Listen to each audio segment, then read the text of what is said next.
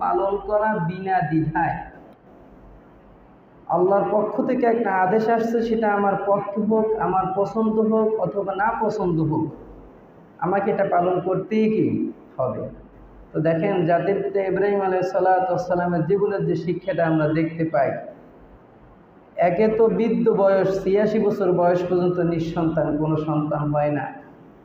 আল্লাহ পাক রব্বুল আলামিনের দরবারে বারবার ফরিয়াদ করেন, রব্বি হাবলি মিনাস সালিহিন, হে আল্লাহ তুমি আমাকে একটা নেককার সন্তান দান করো। আপনি এবং আমি আমাদের মনোভাবটা ৮৬ বছর বয়সে নিয়ে যাই, তাহলে একটু কল্পনা করতে পারবো অবস্থাটা কেমন হয়। ৮৬ বছর বয়সে তার বংশ ধরার জন্য তার পরবর্তী জেনারেশন কেউ আসবে এরকম কোনো সম্ভাবনা নেই। তখন নিরাশা হয়ে আল্লাহ সুবহানাহু ওয়া তাআলার কাছে তার রহমতের আশা নিয়ে প্রার্থনা করতেছে, হায় আল্লাহ তুমি আমাকে একটা নেককার সন্তান দান করো। তো ৮৬ বছর বয়সে আল্লাহ সুবহানাহু ওয়া তাআলা তার প্রার্থনা কবুল করে একটা সন্তান দান করলেন।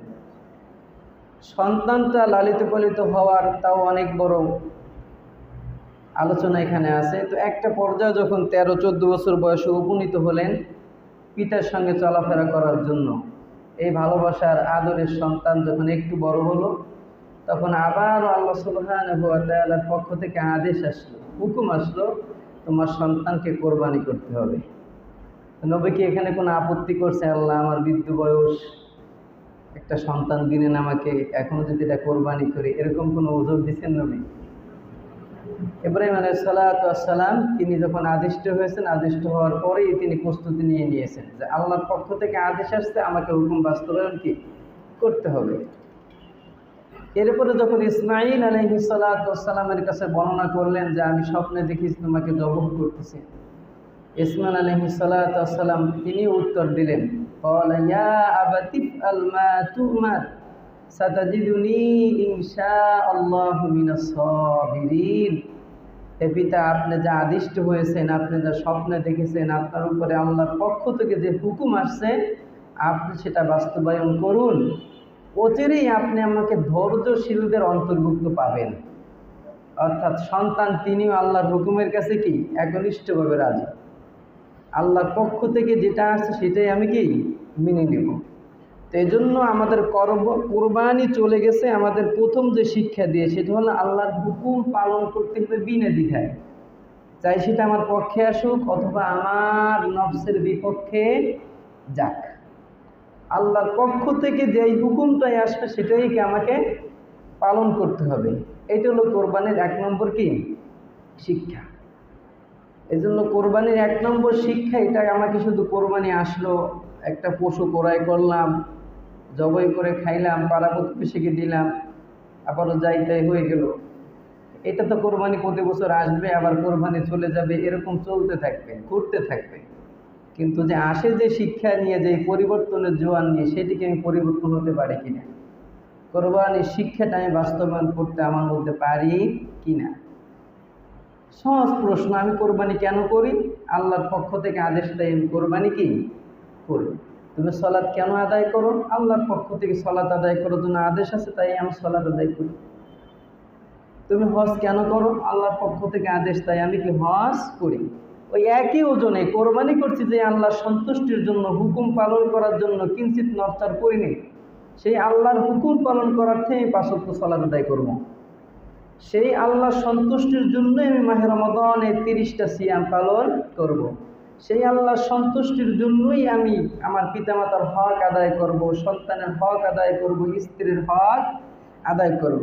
সেই আল্লাহর সন্তুষ্টির জন্যই দুনিয়ার জমিনে সেই আল্লাহর দিন প্রতিষ্ঠা করব।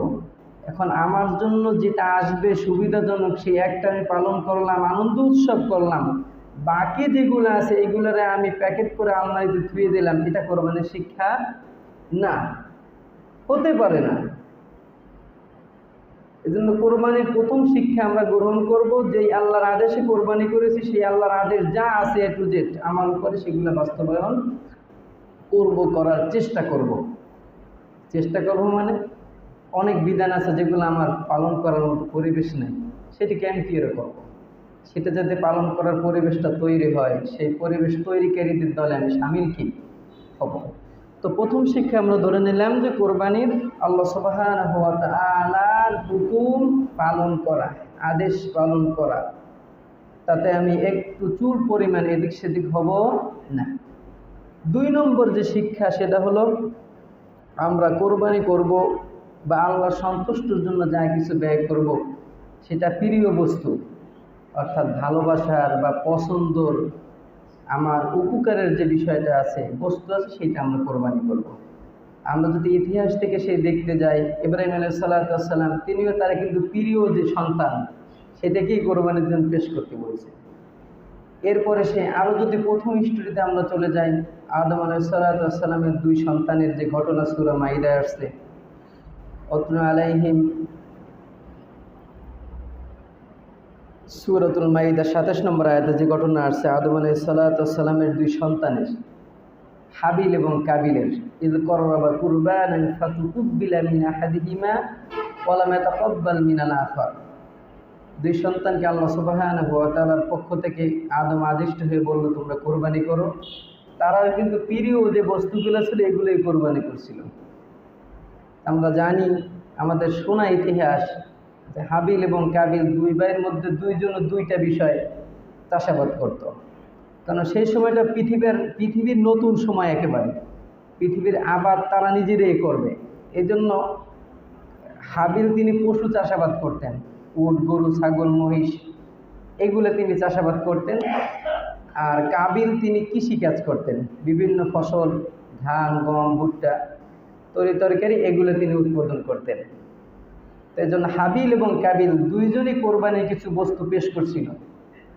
কিন্তু হাবিল তিনি তার পালের মধ্য থেকে যতগুলো পশু ছিল তার মধ্য থেকে সর্বোৎকৃষ্ট, মোটা তাজা, দেখতে সুন্দর এরকম একটা পশু, একটা দুম্বা তিনি কোরবানি করার জন্য পেশ করছিল পাহাড়ের চূড়ায়।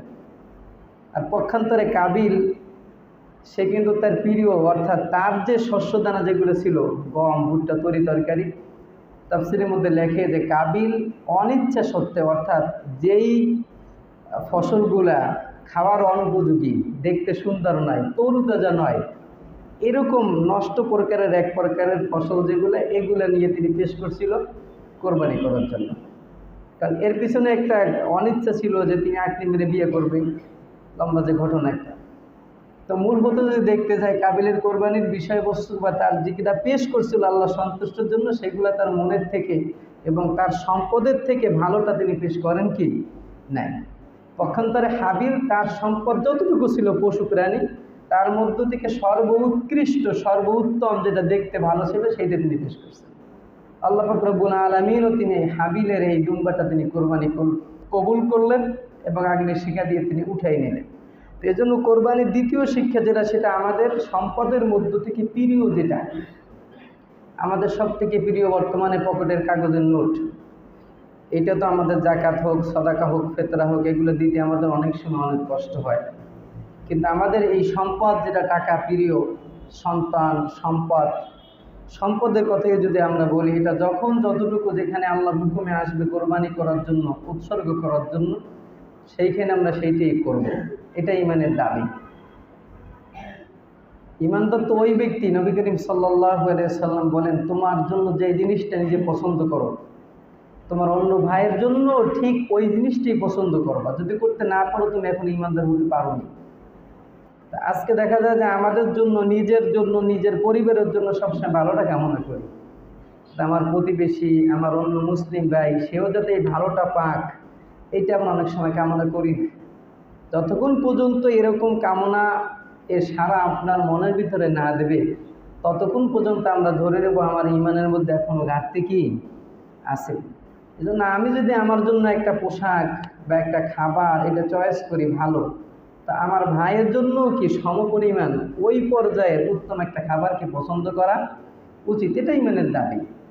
এজন্য অনেক সময় আমরা দেখি বা আমরা বলে থাকি, মসজিদে যখন দান বাক্সাগুলো টাকা গোনা হয়, তো দেখা যায় যে ওই 1998 সালের, 2000 সালের 2 টাকা 5 টাকার নোট, যেটা একেবারে পুরান ছ্যাঁতরা, যদি পানি দিয়ে ধোয়া হয় তো 1 কর ময়লা বের হবে, এরকম পুরান টাকাগুলো বেশি মসজিদের দান বাক্সাগুলোয় পড়ে। এটা দিলেও আপনার নেকি হবে। আবার দেখা যায় আপনার পকেটে যে ওই যে নতুন একটা 10 টাকার নোট, এটা দিলেও নেকি হবে। কিন্তু ইমানের দাবি ছিল কোনটা? ইমানের দাবি ছিল কোনটা? আপনার কাছে যেই কয়টা টাকা আছে তার মধ্যে থেকে 2টা টাকা দেন, 5টা টাকা দেন, এর ভিতরে পরিষ্কার পরিচ্ছন্ন নতুন যে টাকাটা সেটা আপনি দেন। এই 10 টাকা দিলেও আপনাকে একটা চিপস দেবে, পুরান 10 টাকা দিলেও কি একটা চিপস দেবে। ইমানের দাবি হলো আপনি প্রথমে নতুনটা দিয়ে দেবেন, ওটা আপনিই খরচ করবেন। এতটুকু পার্থক্য আপনি নিজের কাছে আপনি করেন যে আমি এইভাবে ব্যয় করতে পারি কিনা, আল্লাহর সন্তুষ্টির জন্য আমি যেই দানটা করতেছি এটাকে আমার প্রিয় বস্তু যেটা একেবারে হালাল আছে, অন্তরের সন্তুষ্টির জন্য যেটা আছে এটা আমি করতে পারি কিনা। যেটা 2 নম্বর যে বিষয়টা আমরা দেখব আমাদের কোরবানির শিক্ষা, সেটা হলো আমাদের প্রিয় যেটা, ভালোবাসার যেটা, অন্তরের মহাব্বত যেই বিষয়টার প্রতি, সেরকম বিষয় দিয়ে আমরা কোরবানি করব। সেই বিষয়টা দিয়ে আমরা দান করব, সেরকম বিষয় থেকে আমরা সদাকা করব। বাড়ি ভালো একটা খাবার রান্না হয়েছে, যে খাবারটা দেখলে পরে খাবার আগে জিহ্বায় পানি চলে আসে, এই খাবারটা তো শুধু আমার জন্যই হক নয়, পরিবারে যারা আছে তারাও খাবে, আশেপাশে যদি 2-1টা গরিব প্রতিবেশী থাকে, এতিম মিসকিন থাকে, তাদেরকেও কিছু দেওয়া কি দরকার। আল্লাহ রাসূলের স্ত্রী আয়েশা সিদ্দিকা রাদিয়াল্লাহু তাআলা আনহা তিনি বলেন, আমরা যখন বাড়িতে গোশত রান্না করতাম, ভালো খাবার রান্না করতাম, তখন নবী করিম সাল্লাল্লাহু আলাইহি ওয়াসাল্লাম বলতেন, আয়েশা তরকারিতে ঝোল বাড়িয়ে দাও, ঝোল কি বাড়িয়ে দাও, যাতে করে প্রতিবেশীকে সামিল করতে পারি, যাতে করে প্রতিবেশীকে আমার খাবারটা সামিল করতে পারি। এটাই তো ইসলাম। কিন্তু আমাদের সংকীর্ণ মনের কারণে দেখা গেছে যে আমাদের যেখানে আনুষ্ঠানিকতা আছে, যেইটার মধ্যে আমার কর্তৃত্ব আছে, যেইখানে কিছু দিলে পরে আমি লাভবান হতে পারবো, এরকম কিছু বিষয় আমাদের সামনে এসে গিয়ে হাজির হয় এবং সেইটা আমরা কাজ করতে থাকি। তো এই জন্য কোরবানির দ্বিতীয় যে শিক্ষা, সেটা আমরা ধরে নেব প্রিয় যে জিনিসগুলা, প্রিয় যে বস্তুগুলা, এগুলা থেকে আমরা ব্যয় করার, দান সদাকা করার, মানুষকে উপকার করার চেষ্টা করব। ভালোটা দিয়েও উপকার করব, মন্দ যেটা আছে সেটা যদি শুধু আমার মধ্যেই থাকে তো তার দিকেও উপকার করলাম, কিন্তু শুরু করব কোনটা দিয়ে? ভালোর দিয়ে। ভালো দিতে দিতে একসময় মন্দ চলে আসবে, সেটা দিয়েও করব। কিন্তু আমার প্রথম মূল উদ্দেশ্য কি? 2 টাকার 2টা নোট, একটা পুরান একটা নতুন, আগে নতুনটাই দিয়ে দিই, তারপরে নয় পুরানটা দিই, এটা ইমানের দাবি। তো এরপরে আল্লাহ সুবহানাহু ওয়া তাআলা অনেক পরীক্ষা আমাদের থেকে নেন। এই কাজগুলো করতে গেলে অন্তরের সঙ্গে অনেক অনেক বড় জিহাদ করা লাগে। প্রিয় বস্তুগুলো যদি অন্যকে দিতে হয় তাহলে এই নফসের সঙ্গে অনেক বড় কি জিহাদ করা লাগে, কারণ এই বিষয়গুলো দিয়ে আল্লাহ সুবহানাহু ওয়া তাআলা আমাদেরকে পরীক্ষা করেন। কুরআনুল কারীম আল্লাহ সুবহানাহু ওয়া তাআলা ইরশাদ করেন, ওয়ালামু আন্নামা আমওয়ালুকুম ওয়া আওলাদুকুম ফিতনাহ, জেনে রাখো, অবগত হও, বুঝে নাও, আন্নামা আমওয়ালুকুম ওয়া আওলাদুকুম, আন্নামা আমওয়ালুকুম, আমি তোমাদেরকে সম্পদ দিয়ে, টাকা পয়সা, প্রাচুর্য, ক্ষমতা, ঘর বাড়ি, ব্যবসা বাণিজ্য, এগুলো দিয়ে, এবং ওয়া আওলাদুকুম, সন্তান দিয়ে ফিতনা, পরীক্ষা করব। এই পরীক্ষাগুলো যদি তোমরা উত্তীর্ণ হতে পারো, ওয়া আন্নাল্লাহা ইনদাহু আজরুন আযীম, আমি তোমাদেরকে মহা পুরস্কারে পুরস্কৃত করব। এজন্য আমাদের প্রিয় স্থান একটা ব্যবসা প্রতিষ্ঠান, এটা আমাদের প্রিয়। একটা সুন্দর সরকারি চাকরি, এটা আমাদের প্রিয়। ভালো একটা অবস্থান, এটা আমাদের প্রিয়। এরপরে সন্তান, এগুলো আমাদের প্রিয়। তো এই প্রিয় এই বস্তুগুলি দিয়ে অনেক সময় আল্লাহ সুবহানাহু ওয়া তাআলা আমাদের পরীক্ষা করেন। অনেক সময় সম্পদের, ব্যবসার ধস, চাকরির ক্ষতি দিয়ে, বিভিন্ন প্রকারের বিষয় দিয়ে আল্লাহ সুবহানাহু ওয়া তাআলা আমাদের পরীক্ষা করেন। কিন্তু এই পরীক্ষাগুলো যদি ধৈর্য ধারণ করে একটু উত্তীর্ণ হতে পারি, আল্লাহ সুবহানাহু ওয়া তাআলা আমাদেরকে মহান পুরস্কার দান করবেন। সূরা মুনাফিকুনের ভিতরে আবার বলেন আল্লাহ সুবহানাহু ওয়া তাআলা যে, ইয়া আইয়ুহাল্লাযীনা আমানু লা তুলহিকুম, এই ঈমানদারগণ তোমাদের জন্য গাফেল করতে না পারে। কিসে গাফেল করবে না আমাদেরকে?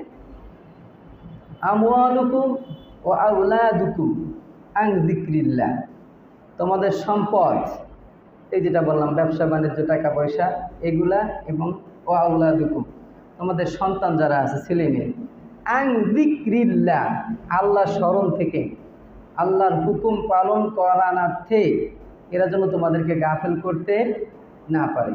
আর শয়তানও এই বিষয়টা খুব ভালো করে জানে যে এই মুমিন বনি আদমের সন্তানদেরকে গাফেল করার জন্য এই 2টা বিষয়ই তাদের অত্যন্ত হাতিয়ার।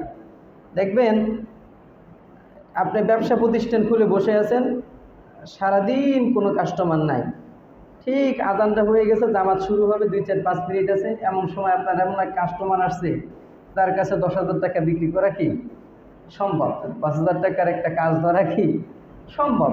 এমন টাইমে এই লোকটা আপনার আসছে, তো তার সঙ্গে যদি আপনি একটা ডিল করতে যান, চুক্তি করতে যান, এদিকে আপনার সলাতের জামাতটা কি শেষ। এরকম অনেক সময় শয়তানের ধোঁকা কি দেয়। এরকম অনেক সময় যারা গাড়ি চালায় তাদের এমন একটা ট্রিপ পেয়েছে, এই সময় না গেলেই ট্রিপটা মিস, অথচ ট্রিপটা ধরতে পারলে তার 2-4-500-1,000 টাকা কি ইনকাম হবে। তো এরকম অনেক ধোঁকা শয়তান আমাদেরকে কি দেয়। এরপরে আমাদের যাদের সন্তান আছে ছোট, বিশেষ করে বাচ্চা, যারা বাস্তবতা আমরা ওর মুখাপেক্ষী, সারাদিন তার কাছে বসা আছে, আজান হয়ে গেছে, মসজিদে জামাতে শরীক হবো, এখন তার বাহিনী আমাকে চিপস কিনে দিতে হবে, এখন তার বাহিনী কি আমাকে চকলেট কিনে দিয়ে তারপর তোমার যেতে হবে। যদি চকলেট কিনে না দিই তো কান্না করতে থাকবে যতক্ষণ বাসায় না পৌঁছবে ততক্ষণ পর্যন্ত। আপনার মনটা ওইখানে নেন, এই শয়তান খোঁচা দিয়ে ওর এই বিষয়টা জাগ্রত করে দিয়েছে। একাধিকবার আমার বাসার থেকে আমি বের হয়েছি, কিছু খাইতে চায় না, দেখছে যখন আমি বের হয়ে এসে তখন আব্বু আমার একটা চিপস কিনে দিয়েছে। আমার চিপস কিনে দিয়ে এসে জামাত ধরাটা সহজ হলে অনেক সময় দেখা যায় কষ্টকর। এই জন্য ইচ্ছাকৃতভাবে দেখা গেছে আজানের 5 মিনিট আগে বা কখনো কখনো যদি সুযোগ বুঝি যে না এই আজকে অ্যাটাক করবে, আগেই বের হওয়ার চেষ্টা করি, যে ও যদি আমার ধরে তো ওরে বাসায় পৌঁছে দিয়ে এসে জামাত ধরতে আমার কষ্ট হবে না। এটা আমার ব্যাপারে বললাম, কিন্তু এরকম ফিতনা শয়তান আমাদেরকে দিয়ে নেয়। যেহেতু আল্লাহ সুবহানাহু ওয়া তাআলা আমাদেরকে এগুলো দিয়ে পরীক্ষা করে আমাদের পাশ করাবেন, আর এই বস্তুগুলোই হাতিয়ার বানাই অনেক সময় শয়তান আমাদেরকে ধোঁকা দেয়। এই জন্য এই ধোঁকাগুলো আমাদেরকে উত্তীর্ণ হতে হবে। আমার ব্যবসা, আমার বাণিজ্য, এই যা কিছু করি না কেন সবই তো দুনিয়ার একটু সুখ শান্তি এবং পরকালের মুক্তি, এইটার জন্যই। কিন্তু মূল উদ্দেশ্য তো সেই আখেরাতের মুক্তি, আখেরাতের সুন্দর জীবনের জন্যই। এই জন্য এইগুলোর জন্য দুনিয়ার এই সাময়িক সুখ শান্তি এটাকে প্রাধান্য দিয়ে যেন আমার আখেরাতটা আমি ধ্বংস করতে না পারি। এই জন্য ওইটাকে আমাকে মূল থিম রাখতে হবে, যে আমার সম্পদ, আমার সন্তান, আমার ব্যবসা বাণিজ্য যা কিছু আছে এই কোনোটাই যেন আমার আল্লাহর স্মরণ থেকে আমাকে গাফেল করতে না পারে। আল্লাহর স্মরণ থেকে, আল্লাহর বিধান পালন করানোর্থে যেন আমাকে গাফেল করতে না পারে। যদি এরা আমাকে গাফেল করে ফেলে, আল্লাহর স্মরণ থেকে যদি আমাকে দূরে ঠেলে দেয়, তাহলে তো আমার ধ্বংসটা কাছাকাছি চলে আসে। এজন্য আমরা 3 নম্বর শিক্ষা নেব, সেটা হলো আল্লাহ সুবহানাহু ওয়া তাআলা সন্তুষ্টির জন্য যা কিছু ব্যয় করব, আমার উত্তম যেটা আছে এটার থেকে আমরা কি ব্যয় করব, এবং একনিষ্ঠভাবে আল্লাহ সুবহানাহু ওয়া তাআলার জন্যই সেটা আমি এবং আপনি ব্যয় করব। কারণ আমরা দেখি কোরবানির প্রথম যে ইতিহাস, সেটার মধ্যে হাবিল এবং কাবিলের 2 ভাইয়ের এক ভাইয়ের কোরবানি যখন কবুল হয়ে গেল, তখন দ্বিতীয় যে ভাই থাকে, কাবিল যে থাকে, তখন তিনি বলল, আল্লাহ আকতুলান্নাক, আমার কোরবানি কবুল হয়নি, এই জন্য আমি তোমাকে হত্যা করব। তখন হাবিল তাকে উত্তর দিল, ইন্নামা ইয়াতাকাব্বালুল্লাহু মিনাল মুত্তাকিন। এই ভাই, আল্লাহ সুবহানাহু ওয়া তাআলা তো মুত্তাকি, যারা পরেজগার তাকওয়াবান, আল্লাহকে যারা ভয় করে, আল্লাহর বিধান মেনে নেওয়ার জন্য যখন সর্বদা প্রস্তুত, মাথাটা নত করে দেয়, এরকম লোকদের আল্লাহ সুবহানাহু ওয়া তাআলা কোরবানি কবুল করেন। এই জন্য আরেকটা বিষয় চলে এসেছে যে তাকওয়া, আল্লাহ ভীতি ছাড়া আমাদের কোনোটাই কবুল হবে না। এজন্য যা কিছু করি না কেন মূল থিমে চলে আসবে আল্লাহ ভীতি, আল্লাহর ভয়, আল্লাহ সুবহানাহু ওয়া তাআলার স্মরণ, আল্লাহর আযাব শাস্তির এর অনুভূতি। এটাকে সামনে নিয়ে যদি আমরা চলতে পারি, তাহলে আমাদের অনেক গুনাহের কাজগুলো আমাদের কমে আসবে এবং নেকের কাজগুলো আস্তে আস্তে বাড়তে থাকবে। আমরা যদি সাহাবীদের জীবনী থেকে দেখতে পাই যে অনেক সাহাবী, তাদের কাছে অনেক লোভনীয় অফার আসছে, কিন্তু আল্লাহর ভয়ে তারা কিঞ্চিত ইসলামের বিধান থেকে সরে দাঁড়ান নাই। আব্দুল্লাহ ইবনে ওমর রাদিয়াল্লাহু তাআলা আনহু, তিনি সফরের মধ্যে যাচ্ছেন কোনো একটা জায়গায়, প্রতিমধ্যে তিনি তাঁবু বেরছেন, কিছু নাস্তা পানি খাবেন, সালাত আদায় করবেন। এমন সময় তিনি যখন দস্তারখানায় খাবার নিয়ে লোকজন নিয়ে বসছেন, দেখতেছে একটা রাখাল তিনি ছাগলের পাল নিয়ে যাচ্ছে। তখন তিনি রাখালকে ডাক দিলেন, ভাই আসো আমাদের খাবারে শরীক হও। রাখাল এসে বলতেছে, ভাই আমি আজকে সিয়াম পালন করতেছি, আমি আপনার খাবারে শরীক হব না। আব্দুল্লাহ ইবনে ওমর রাদিয়াল্লাহু তাআলা বলতেছে, ভাই এটা তো রমাদান মাস নয়, এটা তো এমনি হয়তো বা তুমি নফল সিয়াম পালন করতেছো, নফল সিয়াম তুমি চাইলে তো ভঙ্গ করতে পারো, আমাদের মেহমানদারিতে সামিল হতে পারো। তখন তিনি বলল যে না, আমি সেই এক আল্লাহ সুবহানাহু ওয়া তাআলা সন্তুষ্ট করার জন্য সিয়াম পালন করতেছি, আমি আপনার খাবারে শরীক হব না। তখন আব্দুল্লাহ ইবনে ওমর রাদিয়াল্লাহু তাআলা আনহু দেখলেন যে লোকটার ভিতরে আসলে তো ঈমানের দৃঢ়তা অনেক বেশি, একটু পরীক্ষা করে দেখি। তখন দ্বিতীয়বার ডাক দিয়েছে যে ভাই শোনো, আমরা তো মুসাফির মানুষ, তুমি এখানে অনেকগুলো বকরি চড়াইতেছো, তোমার মালিকও এখানে নাই, তুমি চাইলে আমাকে একটা বকরি বিক্রি করো। তুমি যদি একটা বকরি বিক্রি করো, আমি তোমাকে নগদ কিছু টাকা দিব এবং বকরিটা আমি জবাই করব, কিছু গোশত দেবো, এটা নিয়ে তুমি বাড়িতে ইফতারি করতে পারবা। তো তখন রাখাল বলল যে না ভাই, আমি এটাও করতে পারবো না। তখন আব্দুল্লাহ ইবনে বলল তুমি কেন করতে পারবা না, তোমার মালিক তো এখানে নাই, আর এতগুলো বকরির মধ্যে থেকে একটা বকরি যদি তুমি আমাকে বিক্রি করে দাও, তোমার মালিক ঠিকও হবে না, আর যদিও ঠিক পায় তুমি বলে দেবা যে এই একটা নেকড়েতে ধরে নিয়ে গেছে, বা এরকম 2-4টা নেকড়ে তো প্রত্যেক সপ্তাহে মাসে এমনিতেই চলে যায়। তো বলতেছে যে ইয়া মুসাফির, হে পথিক, তুমি আমার মালিককে ধোঁকা দিতে পারবো, মালিককে মিথ্যা বলে আমি দুনিয়ার জিন্দেগিতে বেঁচে যেতে পারবো, কিন্তু ওই আল্লাহ সুবহানাহু ওয়া তাআলার সামনে দাঁড়িয়ে আমি কি জবাব দেবো, সেই আল্লাহর ভয়ে আমি তোমার কাছে বকরি বিক্রি করতে পারবো না। সামান্য একটা রাখাল, তার ভিতরে কতটা আল্লাহ ভয় যে দুনিয়ার কোনো মানুষ তাকে দেখতেছে না। সামনে আব্দুল্লাহ ইবনে ওমর, তার সঙ্গে যদি একটা ছাগল বিক্রি করে টাকা তো দেবেই, এবং সাথে লবণীয় ওপর ছাগল জবাই করে গোশত দেবো তোমার ইফতারি করার জন্য, বাড়িতে নিয়ে যাবা।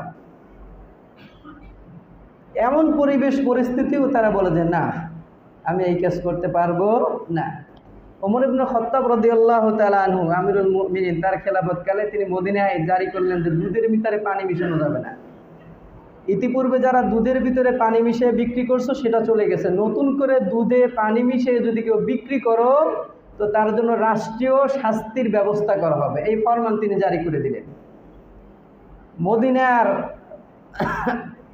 গ্রাম্য অঞ্চলে এক দুধনী এক মা মেয়ে বসবাস করে। তো আমিরুল মুমিনিন ওমর ইবনে খাত্তাব রাদিয়াল্লাহু তাআলা আনহু, তার একটা অভ্যাস ছিল, তিনি রাত্রেবেলায় প্রজাদের খবর নেওয়ার জন্য বিভিন্ন অলিতে গলিতে তিনি হাঁটতেন, খবর নেওয়ার জন্য বের হতেন। তো ওই দিন রাত্রে তিনি এই গোয়ালের ঘরের পাশে তিনি দাঁড়ানো, এমন তো অবস্থায় এই মেয়ের মা বলতেছে যে মা, তুমি আমি দুধ দহন করে নিয়ে আসছি, দুধের ভিতরে পানি মিশিয়ে দাও। তখন মেয়ে বলতেছে যে তুমি জানো না মা, মদিনার আমিরুল মুমিনিন তিনি ফরমান জারি করছে দুধের ভিতরে পানি মিশানো যাবে না। তো মা বলতেছে এই ফরমান তো আমিও জানি, কিন্তু আমিরুল মুমিনিন সে তো আর এসে আমাদের সামনে দেখতেছি না যে দুধের ভিতরে পানি মিশাই না, শুধু টাটকা দুধ আছে। তখন এই মেয়ে জবাব দিতেছে যে মা, আমিরুল মুমিনিন না দেখলেও আল্লাহ সুবহানাহু ওয়া তাআলা তিনি তো দেখতেছেন আমি দুধে পানি মিশাই এমনি টাটকা দুধ বিক্রি করি। তো এমন অবস্থায় খলিফাতুল মুসলিমিন তিনি এই ঘরের পাশে বসে কথাগুলো কি শুনতেছিলেন। তো দেখেন যে এই একনিষ্ঠ একটা নির্জন জায়গায় বসে চতুর্দিকে আটকানো, যদি চায় ইচ্ছা করলে দুধের ভিতরে পানি মিশাতে পারে, স্বাভাবিক একটা বিষয়। কিন্তু এই মেয়েটা সেই আল্লাহ সুবহানাহু ওয়া তাআলার ভয়ে যে না, দুধে পানি মিশানো এটা নিষেধাজ্ঞা জারি হয়েছে, আমি আল্লাহর ভয়ে এটা করব না, তাকে করাতে পারিনি। তো এরকম যদি আদনা পর্যন্ত যদি ভয়ভীতি আমাদের মধ্যে থাকতো, তো আজকে আমাদের সমাজের ঘুষ সুদ অনেক দূর হয়ে চলে যেত। তাহলে আমাদের আর 50,000-60,000 টাকা বেতন পাই সরকারি চাকরি করে 10 লাখ 12 লাখ টাকার গরু কিনে কোরবানি দেওয়া লাগতো না, বুঝেন? আমাদের সরকারি কর্মকর্তা 78,000 টাকা বেতন পায়, সিলেটে গরু কোরবানি করে 38 লক্ষ টাকা দিয়ে। তো এরকম তাকওয়া যদি আদনার থেকে আদনাও আমাদের মধ্যে থাকতো, তাহলে আমাদের অনেক অবিচার এগুলো কি দূর হয়ে যেত। এই জন্য দেখেন, এই ভালোর থেকে সবসময় ভালোটাই বের হয়। আগে একদিন বলছিলাম, এই যে গোয়ালের মেয়ে আল্লাহর ভয়ে দুধের ভিতরে পানি মিশাই নেই, এই মেয়েটার পেটেই দ্বিতীয় ওমর ইবনে আব্দুল আজিজের জন্ম হয়েছে। ইতিহাসের কিতাবে যার নাম বলা হয় দ্বিতীয় ওমর ইবনে আব্দুল আজিজ, যার পাতায় পাতায় তার ইতিহাসে ইসলামী সোনালী যুগের বিভিন্ন সংস্কারের কাজগুলো আমরা দেখতে পাই। এই মহাপুরুষ জন্ম হয়েছে এই খোদা ভীতি, আল্লাহ ভীতি, তাকওয়া ফরেজগার এই নারীর পেটে। সেজন্য আজকে আমরা যদি তাকওয়া অবলম্বন করতে পারি, তাকওয়া এটা যদি আমাদের সন্তানদেরকে বুঝাইতে পারি, তা আমাদের জেনারেশনগুলো এরকম ভালো কিছু দিতে কি পারবে। এই জন্য কোরবানির থেকে তৃতীয় যে শিক্ষা, সেটা হলো আমরা আল্লাহ সুবহানাহু ওয়া তাআলা সন্তুষ্টির জন্য এটা করেছি, এবং এই সন্তুষ্ট এটা বয়ে নিয়েই আমার জীবন আমি পার করব। যেটাই করব একমাত্র আল্লাহ সুবহানাহু ওয়া তাআলা সন্তুষ্টির জন্যই। লৌকিকতার কোনো সুযোগ আমি দেব না, লোক দেখানোর কোনো সুযোগ আমি দেব না। আল্লাহ সুবহানাহু ওয়া তাআলা আমাদের কোরবানির এই যে শিক্ষাগুলা, 1 নম্বর শিক্ষাটা হলো যেই আল্লাহ সুবহানাহু ওয়া তাআলার হুকুম পালন করার জন্য কোরবানি করেছি, সেই আল্লাহর কোরবানি বাদেও যত হুকুম আছে এগুলো আমরা পালন করব। এরপরে আমাদের প্রিয় যে বস্তুগুলো আছে এগুলো দান সাদাকা কোরবানি যখন যেটা আসে সেটা আমরা করব। 3 নম্বরে একমাত্র আল্লাহ সুবহানাহু ওয়া তাআলাকে রাজি খুশি করার জন্য যেভাবে কোরবানি করেছি, বাকি যত কাজ, যত আমল, যত ওজর আছে এগুলো সব আল্লাহ সুবহানাহু ওয়া তাআলা সন্তুষ্টির জন্যই করব। আল্লাহ পাক রব্বুল আলামিন আমাদেরকে তৌফিক দান করুক। আল্লাহুম্মা আমিন।